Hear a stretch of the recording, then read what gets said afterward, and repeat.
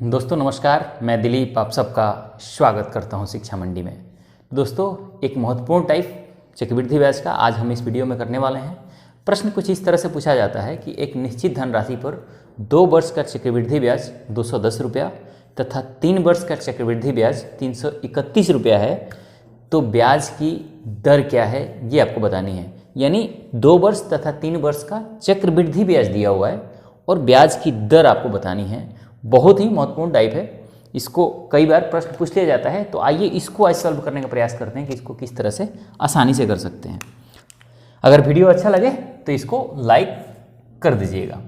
प्रश्न दिया हुआ है कि 2 वर्ष का जो CI दिया हुआ है यानी चक्रवृद्धि ब्याज दिया हुआ है वो दिया हुआ है 210 रुपया और 3 वर्ष का जो CI दिया हुआ है वो दिया हो 331 रुपया। आपको बतानी है कि रेट ऑफ इंटरेस्ट क्या है।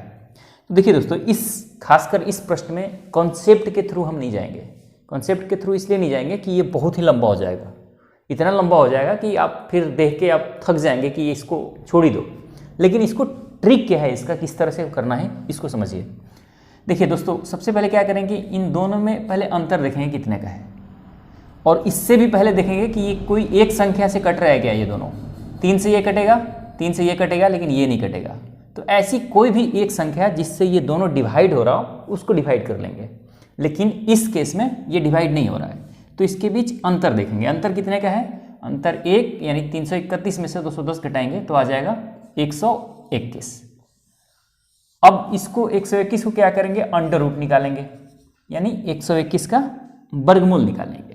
तो 121 का वर्गमूल क्या होता है, 11।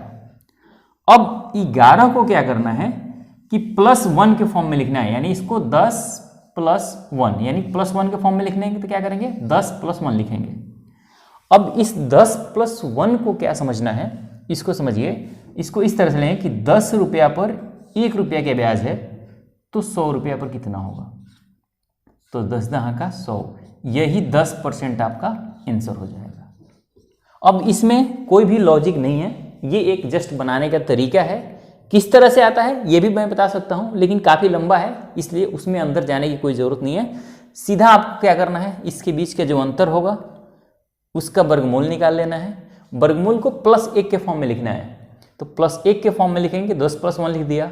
इसको कहना इस तरह से है, समझना इस तरह से है कि 10 रुपया पर 1 रुपये का ब्याज मिलता है तो 100 रुपया पर क्या होगा, 10%। सिर्फ इतना ही करना है हर एक प्रश्न में, जब कभी भी 2 वर्ष तथा 3 वर्ष का चक्रवृद्धि ब्याज दिया हो और आपको साधारण ब्याज निकालने के पूछा जाए और कहा जाए, तो इस तरह से करना है। एक प्रश्न इस तरह के और करते हैं, चीज़ें और क्लियर हो जाएंगी।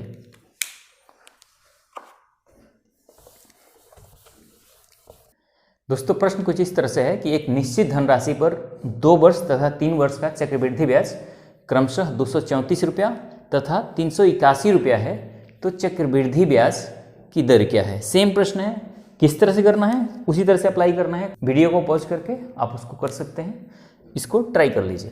क्या है देखते हैं। सेम प्रश्न है, प्रश्न ये दिया हुआ है कि 2 वर्ष के लिए CI दिया हुआ है 234 रुपया, 3 वर्ष के लिए जो CI दिया हुआ है चक्रवृद्धि ब्याज दिया हुआ है वो है 381 रुपया। मैंने क्या कहा कि अगर ये किसी तरह से डिवाइड हो रहा हो तो आपको डिवाइड कर देना है। तो 4 3 7 2 9, 8 1 9 3 12, ये 3 से डिवाइड हो जाएगा। 3 से डिवाइड करेंगे तो ये कितना हो जाएगा, 3 7 21, 3 9 8 24, 3 से करेंगे 3 एक बार में, 3 दूना 6, 2 बचा, 3 7 21, यानी ये हो गया 78 और ये आ गया 127। अगर डिवाइड हो रहा हो कोई भी एक संख्या से तो उसको डिवाइड कर लेना है। उसके बाद क्या करना है, इसके बीच का अंतर लेना है। इसके बीच का अंतर लेंगे तो ये आएगा 49। 127 में 78 लगाएंगे तो क्या आएगा, 49। अब क्या करना है, 49 का वर्ग ले लेना है, वर्गमूल लेना है, तो ये होता है 7। 7 को कैसे लिखना है, +1 के फॉर्म में। तो इसको लिखेंगे तो 7 + 1 लिख सकते हैं, 6 + 1 लिख सकते हैं। अब इसको कहना किस तरह से है कि 6 रुपया पर 1 रुपया का ब्याज है तो 100 रुपया पर कितना होगा, यही आपका आंसर हो जाएगा। तो 2 × 6 2 से 50 यानी 16.2/100 3% होगा इसका आंसर।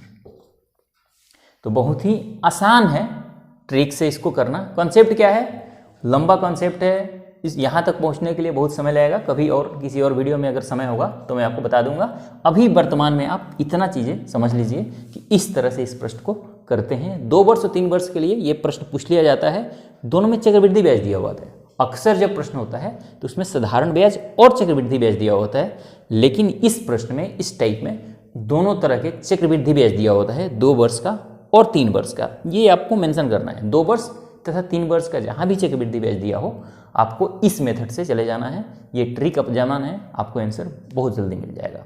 आइए एक और प्रश्न करते हैं। छोटा सा प्रश्न है, थोड़ा सा हटके है इससे, लेकिन आपका दिमाग हिला देगा वो करने में। अगर आप इंटरेस्टेड है मैथ में तो वो प्रश्न आपके लिए बहुत ही महत्वपूर्ण है और आपको मजा आ जाएगा उसको करके। प्रश्न यह है कि यदि ब्याज की गणना अर्धवार्षिक की जाए तो 16,000 रुपये पर 5% प्रति वर्ष की दर से 1.5 वर्ष के अंत में चक्रवृद्धि ब्याज क्या होगा। ब्याज की दर अर्धवार्षिक है, हाफ ईयरली है, और आपको बताना है कि चक्रवृद्धि ब्याज क्या होगा 1.5 वर्ष का। तो देखिए दोस्तों, डेटा अगर लिखें क्वेश्चन का तो ये है कि मूलधन दिया हुआ है 16,000 रुपया, रेट ऑफ इंटरेस्ट है 5%, टाइम है 1 × 1/2 वर्ष, 1.5 वर्ष। आपको चक्रवृद्धि ब्याज निकालना है क्या होगा, लेकिन हाफ ईयरली अगर कैलकुलेट हो तो बताना है। तो जब हाफ ईयरली कैलकुलेट करेंगे तो रेट ऑफ इंटरेस्ट आधा हो जाता है, यानी रेट ऑफ इंटरेस्ट हो जाएगा 2.5%, टाइम दुगना हो जाएगा तो 1.5 वर्ष का दुगना करेंगे तो आएगा 3 वर्ष, और मूलधन तो वही रहना है 16,000 रुपया। अब इस पे आपको चक्रवृद्धि ब्याज निकालनी है। इस तरह से देखिए 2.5% रेट है, 3 वर्ष के हिसाब से चक्रवृद्धि ब्याज निकालना है। इसको सॉल्व करके देखिए आपके दिमाग खट्टे हो जाएंगे, कैलकुलेशन इतने करने पड़ेंगे आपको। लेकिन किस तरह से इसको करते हैं मैं आपको बताता हूँ कि इस तरह के जब प्रश्न आ जाए, जब आप परसेंटेज से नहीं कर पाए आसानी से, तो क्या करना है मैं बताता हूँ। सबसे पहले परसेंटेज को क्या करना है, यहाँ समझ लीजिए 2.5% है, इसको फ्रैक्शन बदलेंगे तो 2.5 अपॉन 100 लिखेंगे। ये पॉइंट हटाएंगे तो ये 0 आएगा, तो ये आ गया 25 चौके 100, यानी 1/40 आ गया। अब 1/40 आया और 3 वर्ष के लिए आपको बात हो रहा है कि चक्रवृद्धि ब्याज निकालना है। तो ये जो नीचे वाला आया ना, इसका 3 बार क्यूब कर लेंगे, यानी 40 का क्यूब करेंगे तो ये हो जाएगा 4 चौके 16 चौके 64 पे 3 0। इसको मान लेंगे मूलधन, ये हम मानेंगे 64,000 रुपया मूलधन है। अब ट्री मेथड से जाएंगे। ट्री मेथड से जाएंगे तो पहले वर्ष, दूसरे वर्ष और तीसरे वर्ष का ब्याज देखेंगे। तो 64,000 रुपये का 1/40 कितना होगा, साधारण ब्याज पहले वर्ष का 1,600 रुपया। तो 1,600 रुपया साधारण ब्याज तो सबके ऊपर बनेगा ही, लेकिन जब चक्रवृद्धि ब्याज दूसरे वर्ष में गिनती करेंगे 1,600 रुपया पर 1/40 के हिसाब से ब्याज बनेगा, तो क्या हो जाएगा, ये हो जाएगा 40 रुपया। यहाँ बना तो तीसरे वर्ष में भी 40 रुपया बनेगा, यानी एक बार दूसरे वर्ष में, 1600 के एक बार तीसरे वर्ष में। इस पे भी लगेगा ब्याज 1/40 के हिसाब से, तो ये भी बनेगा 40। और यहाँ जो दूसरे वर्ष का ब्याज पर ब्याज आया है, इस पर भी 1/40 के अनुसार ब्याज लगेगा, तो ये हो जाएगा 1 रुपया।